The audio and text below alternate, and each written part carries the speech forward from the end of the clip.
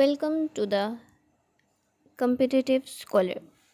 In today's video, we are diving into one of the most important section of the CSS English paper, English composition. Whether you are aiming for precision, clarity, or correctness, mastering these rules is essential for you for your overall journey of CSS. Let's start our lecture with basic rules of sentence structure. First of all, we have to know that what is English composition. So, English composition refers to the process of writing texts that are clear, coherent and grammatically correct. यानी जो आप writing करेंगे either आपके English sentence में, English ऐसे में, grammar correction के rules जो होते हैं उनको रीराइट करते हुए, सेंटेंस स्ट्रक्चर मेकिंग में या फिर वोकेबलरी यूजेज में, तो उन सब चीज़ों के अंदर जो है कोहिरेंसी होनी चाहिए. ठीक है, कोहिरेंसी क्या होनी चाहिए कि एक दूसरे के साथ रिलेट करते हो, बार बार चीज़ें रिपीट ना कर रही हों, क्लियर हों और ईजी वे में हम जो हमारा रीडर है उस तक बात अपनी कन्वे कर सकें. इन academic settings like the CSS exam it typically involves, क्या क्या चीज़ें जो है रिलेट करती हैं इंग्लिश कंपोजिशन के साथ, ये हमें क्यों सीखनी चाहिए और ये क्यों इंपॉर्टेंट है, Y.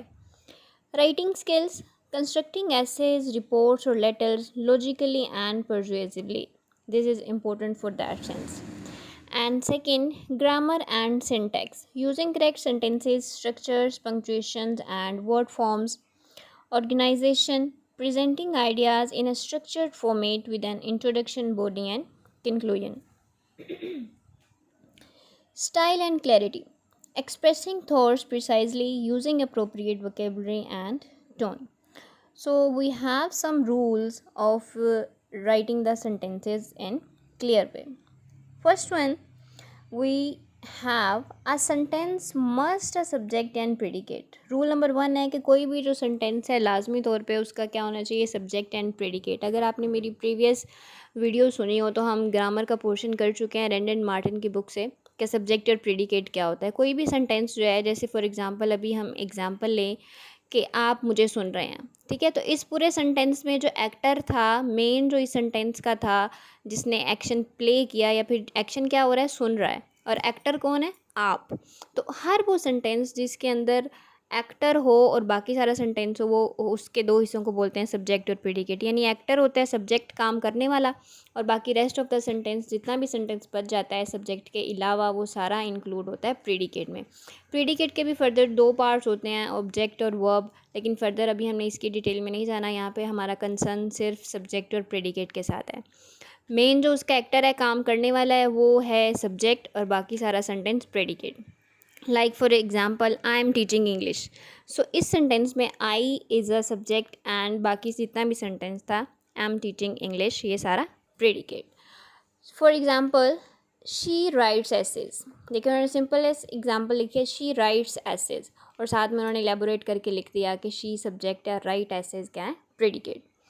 Next rule number 2, avoid sentence fragments. Fragments क्या होते हैं, हिस्से. कि मतलब जब हम कंपोजिशन लिख रहे हैं या फिर कोई भी सेंटेंस मेकिंग हम कर रहे हैं तो उसमें हमने फ्रेगमेंट्स को नहीं लेना. यानी आधी अधूरी बात को हमने बयान नहीं करना कि मुख्तलिफ हम छोटे छोटे से जुमले बनाते चलें, बल्कि पूरी बात कन्वे करनी है. For example, because he was late. देखें अब ये सेंटेंस तो है like a phrase, like because he was late, लेकिन पूरा हमने सेंटेंस पीछे वाला मिस कर दिया कि क्यों लेट हुआ ना. लाइक हमें इस तरह से लिखना चाहिए, he missed the test because he was late. So we have to avoid sentence fragments.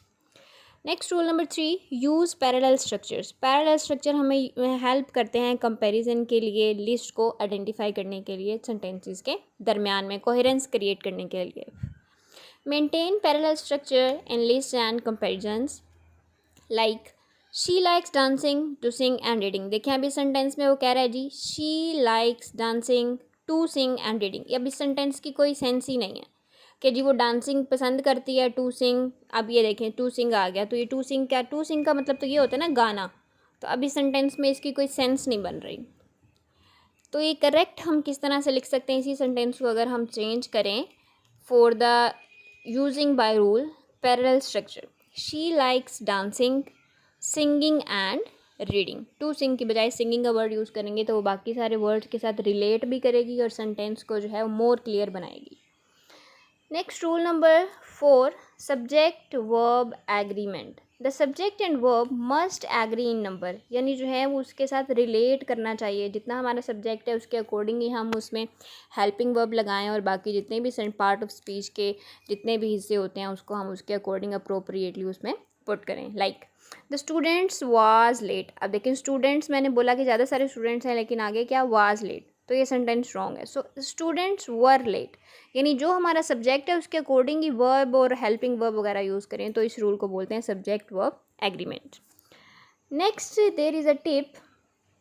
So read your sentences aloud. If it doesn't sound complete, it likely isn't. Check for subject, verb and complete thought. यहाँ पे आपको एक tip दी गई है कि अगर आप right कर रहे हैं, कुछ सेल्फ राइटिंग कर रहे हैं, क्रिएटिव राइटिंग कर रहे हैं, आपने कोई सेंटेंस लिखा है तो आप उसको पढ़ें एक दफ़ा, ठीक है। थोड़ा सा इतना ऊंची पढ़ें कि आपको सुने। अगर आपको वो पढ़ने में ही सेंटेंस ठीक ना लगे तो इसका मतलब है कि उसमें कुछ गड़बड़ है, तो फिर आप इन रूल्स को आइडेंटिफाई करते हुए, इन रूल्स को याद करते हुए उसको ठीक कर सकते हैं। नेक्स्ट है जी राइट टू कम्प्लेक्स सेंटेंसेज। अब यहाँ पे आपकी छोटी सी एक प्रैक्टिस प्रॉम्प्ट है, वीडियो को यहाँ पे पॉज करें। Write to complete sentences using today's rule. Okay, in CSS exams English correspondency include precise writing, essay writing, grammar correction, sentence structure and vocabulary usage. You can have to use composition rules or sentence making rules. Okay, now pause the video and try writing 2 examples of complete sentences using today's rule. Okay, you can also comment then below for feedback. अब यहाँ पे आप दो example, सब जितने rules अभी हमने पढ़े हैं मुख्तसर से, उनको यूज़ करते हुए दो एग्जाम्पल्स लिखें, और फिर उन्हें चेक करवाने के लिए आप कमेंट सेक्शन में भी नीचे बता सकते हैं, और फिर फीडबैक जो है वो हासिल कर सकते हैं। नेक्स्ट है जी, आगे जो हमारी वीडियो होगी इंशाल्लाह हम कोशिश करेंगे कि उसमें जितने भी कॉमन ग्रामेटिकल एरर्स होते हैं CSS इंग्लिश में कंपोजिशन बनाते हुए यूज़ करते हैं, हम उनको सारा एक्सप्लेन करें और 1 बाय 1 जो है वो आइडेंटिफाई करें। अब हम चलते हैं रैंड एंड मार्टिन बुक की तरफ, जहाँ पे इस कंपोजिशन के कुछ रूल जो हैं वो मोर कॉम्प्रिहेंसिव वे में जो हैं वो एलेबोरेट किए गए हैं, बताए गए हैं। ये जनरल आप लोगों को बताने के लिए आसान वे में स्लाइड्स बनाई थी, और अब जो हैं वो रैंड एंड मार्टिन बुक की तरफ हम जो है कंसल्ट करते हैं। Now see what is meant by writing composition. You can learn to write by writing. Okay, just learn this rule that you have to must practice a lot, so you can learn to write by writing. So we have some rules and principles of writing paragraph structure. So you can look at any printed prose book. You will see that each chapter is divided up into sections. The first line of each being indented slightly to the right. These sections are called paragraphs. तो paragraph writing basically क्या है, writing composition. Because जब भी हम कोई भी writing कर रहे होते हैं, आइदर वो लेटर है, स्टोरी है, ऐसे है, कंपोजिशन है, पैराग्राफ है, कुछ भी है, तो वो पैराग्राफ्स में राइट करते हैं, ठीक है। तो ये भी एक बेसिक रूल होता है राइटिंग का कि हम एक चीज़ को डिवाइड करते हैं डिफरेंट पैराग्राफ्स में, और फिर आगे उसकी सब हेडिंग्स होती हैं, और फिर उनके आगे जो हैं वो फर्दर उसको हम डिवाइड किया होता है फर्दर चीज़ों में। So paragraph is a number of sentences grouped together and relating to one topic with each other. लेकिन उसमें कोहेरेंस तो होती है ना। अब अगर कोई भी ऐसे हम लिख रहे हैं तो उसके जितने भी पैराग्राफ हैं वो एक दूसरे के साथ रिलेट कर रहे होते हैं। और सबसे इंपॉर्टेंट बात जो होती है, जब भी आपने न्यू पैराग्राफ स्टार्ट करना होता है तो उसकी जो फर्स्ट लाइन है उसमें क्रक्स ऑफ द बॉडी होती है, यानी आपने बाकी पैराग्राफ में जितनी भी चीज़ को एक्सप्लेन करना है आप उसकी फर्स्ट लाइन में उसकी एज अ समरी के तौर पर राइट करेंगे। यानी जो पहली आप लाइन राइट कर रहे हैं पैराग्राफ की, आपने उसमें बताना है कि मैं आप अगले वाले पैरे में क्या चीज़ बताना चाह रही हूँ, यानी उसका निचोड़ आपने बताना है, ठीक है। सो ये जो है इस तरह के कुछ रूल्स होते हैं। Like first one is unity. The first and most important principle of the observed in constructing a paragraph is that of unity. Just as each sentence deals with one thought, each paragraph must deal with one topic or idea. Her paragraph जो है वो दूसरे से उसका idea different होना चाहिए, उसमें हमारा पॉइंट जो है वो डिफरेंट होना चाहिए। ओब्वियसली रिलेट तो वो हमारे मेन टॉपिक से ही करेगा जो टाइटल है, बट हमारा आइडिया जो है या फिर हमारा नेक्स्ट पॉइंट जो है वो हर पैराग्राफ में डिफरेंट होना चाहिए। ये नहीं कि हम एक ही बात को बार बार रिपीट करते जाएं, सो वो एक अच्छा ऐसे नहीं कंसिडर किया जाता। And with no more than one. In writing an essay, for example, every head and every sub head, यहाँ पे हेड का वर्ड हेडिंग के लिए यूज़ किया गया है। Should have its own paragraph to itself, और ये भी नहीं कि हम फिर किसी पैराग्राफ में एक से ज़्यादा चीज़ें बताने लग जाएं, नो, क्योंकि हमें लेंथ, बॉडी लेंथ जो है वो भी इंक्रीज करनी होती है। सो एक पैराग्राफ में एक टाइम पे एक ही टॉपिक को डिस्कस करेंगे। And every sentence in the paragraph must be closely connected with the main topic of the paragraph. The paragraph and every part of it must be the expression of one theme और topic. हमने उसकी theme से अलग नहीं होना, उसके साथ ही जुड़े रहना है। नेक्स्ट यहाँ पे एक इंपॉर्टेंट पॉइंट बताया गया है, a good practice is to read a chapter in a book and give a short heading or title to each paragraph which will express in a word or brief phrase to the subject in the paragraph। उन्होंने कहा practice के लिए आप कोई भी, आपके पास book पढ़ी हुई है किसी भी क्लास की, आप इंग्लिश की बुक को उठाएं, वहाँ पे कोई भी चैप्टर देखें, डिफरेंट चैप्टर जो हैं वहाँ पे दिए होते हैं, तो चैप्टर के अंदर डिफरेंट पैराग्राफ्स लिखे होते हैं। सो टाइटल तो उसका वही रहेगा जो चैप्टर का नाम है, लेकिन आपने उसके अंदर डिफरेंट जितने भी पैराग्राफ्स हैं 10, 12, 15 जितने भी हैं, हर पैराग्राफ को अलग से उसका टाइटल दें और फिर उसके अकॉर्डिंग जो है उसे आप राइट करें अपनी राइटिंग में। अभी आपको मैंने सबसे पहले जब वीडियो स्टार्ट की तो बताया कि आपने जो है वो इसके साथ लिंक्ड रहना है और साथ में क्या करना है, you can learn to write by writing. जितनी ज़्यादा आप राइटिंग करेंगे, जितनी ज़्यादा आप प्रैक्टिस करेंगे, उतना ज़्यादा आप लर्न करेंगे। So you must practise a lot so you can learn to write by writing, because we are discussing about writing composition. Okay, writing, it's a basically art of writing, self writing or creative writing by using some principles of paragraph structure. The topic, theme or subject of a paragraph is very often expressed in one sentence of the paragraph, generally the first. This sentence is called the topical sentence. तो वो sentence जिसके अंदर topic या फिर हम बाकी paragraph को आगे लेके चलेंगे उस वाले सेंटेंस को क्या बोलते हैं, टॉपिकल सेंटेंस। और द की सेंटेंस, की सेंटेंस इस वजह से कि उसके अंदर की वर्ड है हमारा, कि हम जो आगे जाके बात इलेबोरेट करना चाह रहे हैं, बिकॉज इट अनलॉक्स और open the subject to be dealt with in the paragraph. Second principle is order. The second principle of paragraph construction is order, that is logical sequence of thought or development of the subject. Events must be related in order of their occurrence and all ideas should be connected with the leading idea and arranged according to the importance of order. So the important point is that the two most important sentences in the paragraph are the first and the last. First इस वजह से important होता है कि हमने उसमें बाकी paragraph की बॉडी को या थीम को बताने जा रहे हैं, और लास्ट पैराग्राफ में क्या होता है कि हम उसकी फर्स्ट एग्जांपल में हम उसकी समरी बता रहे हैं और सेकंड वाले में हम उसका नतीजा बता रहे हैं, यानी अब उसका क्या रिजल्ट है, जो पूरे पैराग्राफ में हमने बात बताई उसको फिर हम इन शॉर्ट करके बताते हैं। सो फर्स्ट और लास्ट जो है वो बहुत ज़्यादा इंपॉर्टेंट है और यही ऑर्डर होता है सेंटेंस का। द फर्स्ट और topical sentence, the first, which should as a rule be the topical sentence, should arouse the interest of the reader and the last should satisfy it। यानी first line जो है वो reader को इस बात पे अर्ज करती है कि वो इस चीज़ को पढ़े, क्योंकि वो इस चीज़ के बारे में बात करना चाह रहा है, और लास्ट सेंटेंस जो है वो फिर हमें सेटिस्फाई करता है कि जी उसने जितनी बात की है पैराग्राफ की बॉडी के दरमियान में, फर्स्ट और लास्ट लाइन को छोड़ के उससे हम सेटिस्फाई हो गए, यानी उसने जो अपनी बात कही उसको उसने जस्टिफाई भी कर दिया और रीडर को सेटिस्फाई भी कर दिया। The first or topical sentence states the topic, a fact or a statement or a proposition. The last should bring the whole paragraph on the topic to a conclusion or summing up into the result. Third one is variety. Variety का क्या मतलब है कि उसके अंदर different जो हैं हम यूज़ कर सकते हैं, डिफरेंट किस्म के हम उसमें मुहावरे यूज़ कर सकते हैं, ठीक है, मोनोटोनी यूज़ कर सकते हैं और सेंटेंस करेक्शन जो है वो इन्हांस कर सकते हैं।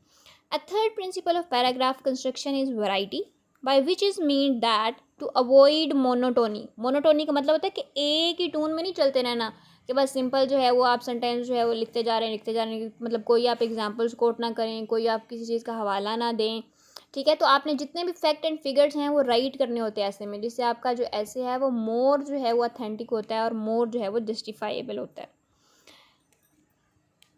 The paragraph of composition should be of different length, और पैराग्राफ की जो लेंथ है वो भी डिफरेंट होनी चाहिए, यानी कोई पैराग्राफ जो आपका 10 लाइन्स का है, कोई पैराग्राफ आपका 12 लाइन्स का है, मतलब डिफरेंट उनकी लेंथ होनी चाहिए। यही नहीं कि आप एक ही सीक्वेंस पे चलते जा रहे हैं। पहले हमने वर्ड लिखा ना मोनोटोनी, यानी हमने एक ही टोन में नहीं चलना, उसमें वैरायटी लानी है, हमने वेरिएशंस लानी है, ताकि पढ़ने वाले को ये ना लगे कि मैंने जितने पेजेस पढ़ने हैं मैं इसमें बस बोर हो जाऊँगा, शुरू से लेके लास्ट तक जो है वो एक ही इसका सीक्वेंस जो है वो चल रहा है। And not always of the same sentence construction, और सेंटेंस कंस्ट्रक्शन भी जो है वो हमारी हमेशा सेम नहीं होनी चाहिए। तो सम आप इन सब की समरी जो इन तीनों रूल्स को हम करते हुए मैं आपके साथ डिस्कस करती हूँ। The essentials of good paragraph construction are unity, order, and its variety. So you have to logical sequence of thoughts and a good topical sentence like a full and rounded final sentence in the conclusion. Next, we have some examples of writing composition. Now let us examine a few paragraphs by standard authors in illustration of these principles of paragraph construction. Different यहाँ पे examples हैं और फिर बाद में उनकी justification भी दी गई है कि उन्होंने किस बेस पे इसको राइट किया. Okay, now first one. Hence it is that it is almost a definition of gentleman to say he is one who never inflicts pain. This description is both refined and, as far as it goes, accurate. He is mainly occupied in merely removing the obstacles which hinder the free and unembarrassed actions of those about him, and he concurs with their movements rather than takes to initiative himself. His benefits may be considered as a parallel to what are called comforts or conveniences in arrangements of a personal nature. Like an easy chair or a good fire, which do their part in dispelling cold or fatigue, thus nature provides both means of rest and animals heat without them. So there is a justification of this paragraph from Newman's famous description of gentleman. वो बता रहे हैं कि ये उन्होंने कहाँ से लिया है, जेंटलमैन की बुक से, in the idea of a university. Notice that paragraph is confined to one point the character of a gentleman. अब देखें पूरे पैराग्राफ में जेंटलमैन की खसूसियत के बारे में उन्होंने बात की है, which is clearly stated in the first. पहली लाइन में उन्होंने बता दिया था ना कि hence is that almost definition of a gentleman. तो बाकी पूरे पैराग्राफ में उन्होंने उसको ही डिस्क्राइब किया, that he is one who never inflicts pain. The rest of the paragraph is simply a development and illustration of the topical sentence, and the concluded sentence drives home the statement of the subject with its similes of a easy chair and good fire. तो फिर उन्होंने उसकी जो characteristics थी last line में उसको examples दे दी chair के साथ और फायर के साथ. सेकेंड एग्जाम्पल्स देखें. आपने इसमें सब कुछ नोट करना है कि सेंटेंसेस के अंदर कोहेरेंस है, क्लियरिटी है, वेराइटी है और ऑर्डर के अंदर सारे सेंटेंस है. और फर्स्ट जो मेन बात है वो क्या है, यूनिटी, यानी एक ही टॉपिक के इर्द गिर्द जो है वो पूरा पैराग्राफ सरेंडर कर रहा है. Second, the road is one of the great fundamental institutions of mankind. अब देखिए फर्स्ट सेंटेंस क्या है, the road is one of the great fundamental institution of a mankind. बनीनो इंसान ने जो है वो क्या किया है कि बहुत अच्छा बनाया है, क्या, रोड. किस लिए, अपनी ज़रूरियात को पूरा करने के लिए. अब देखिए बाकी जितना भी पैराग्राफ की लाइंस होंगी, सेंटेंसेस होंगी, वो सारी रोड के बारे में ही होंगी. और रोड में भी किस सेंस में कि हमने कहा है कि अच्छा है, मतलब हम नेगेटिव वे में बात नहीं करेंगे, पॉजिटिव वे में बात करेंगे. ये भी एक सेंटेंस में होता है कि हम एक ही सेंटेंस में हमने दो बातों को लेके नहीं चलना होता. ठीक है. Not only is the road one of the great human institutions because it is fundamental to social existence, but also because its varied effects appear in every department of the state. पूरी state के अंदर road बिछे होते हैं. It is the road which determines the sites of many cities and the growth of nourishment of all. It is the road which controls the development of strategies and fixes the sites of battles. It is the road that gives its framework to our economic development. It is the road which is channel of all trade and, what is more important, of all ideas. In its most humble function, it is necessary guide without which progress from place to place would be a seizable experiment. It is a sentence, or it is a sustenance without which organized society would be impossible. Thus the road moves and controls all history. अब इसका last sentence आप देखें कि जिसमें satisfaction हो रही है कि सेंटेंस के बगैर जो है वो पॉसिबल ही नहीं है कि एक सोसाइटी जो है वो आपस में लिंक हो सके या फिर हिस्ट्री जो है वो कंट्रोल हो सके. In this paragraph, the first sentence states the subject, and the topical sentence, the body of paragraph, consists of examples which prove the statement in first sentence, and the final sentence sum up the whole dictionary of the paragraph. Third one is poetry. Poetry is the language of imagination and the passions. It relates to whatever gives immediate pleasure or pain to the human mind. It comes home to the bosoms and bustleness of men, for nothing but what comes home to them in the most general and intelligible shape which subject for poetry. Poetry is the universal language which hearts hold the nature and itself. He who has contempt for poetry cannot have much respect for himself or for anything else. Wherever there is a sense of beauty or power or harmony, as in motion of a wave of the sea, in the growth of a flower, there is a poetry in its birth. So here again, the first sentence is the topical sentence. As you see that poetry is a language of imagination and passions. So the next other sentences relate with the poetry existence wherever men feel a sense of beauty, power, and harmony. In all these paragraphs, you can see the principle of unity, order, coherence, and variety you can observe, and also the general rules about the place, the topical sentences, and rounding off the whole with a good conclusion. So that wraps up today composition rules by Renan Martin. So in next video we will discuss about the common grammatical errors in CSS exams. Don't forget to subscribe my channel The Competitive Scholar and hit the bell icon for more CSS content. Thank you.